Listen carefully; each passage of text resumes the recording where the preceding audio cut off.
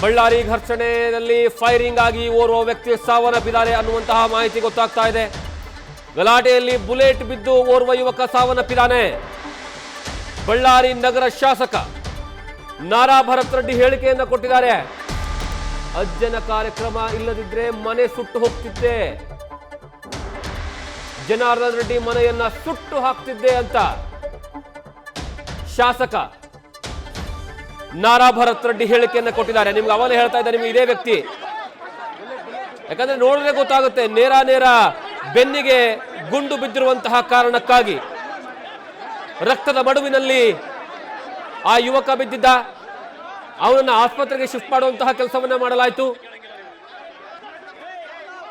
ರಕ್ತದ ಮಡುವು ಎಷ್ಟರ ಮಟ್ಟಿಗಿತ್ತು ಅಂದ್ರೆ ಆ ರಸ್ತೆಯಲ್ಲಿ ಅಲ್ಲಿ ನೋಡಿದ್ರೆ ಗೊತ್ತಾಗುತ್ತೆ. ಅವನನ್ನು ಆಸ್ಪತ್ರೆಗೆ ಕರ್ಕೊಂಡು ಹೋಗಲಾಯಿತು. ಅವನ ಹೆಸರೇನು ಅಂತ ಕೇಳಿದ್ರೆ ಸ್ವತಃ ಶಾಸಕರು ಸಹ ಉತ್ತರವನ್ನು ಕೊಡಲಿಲ್ಲ.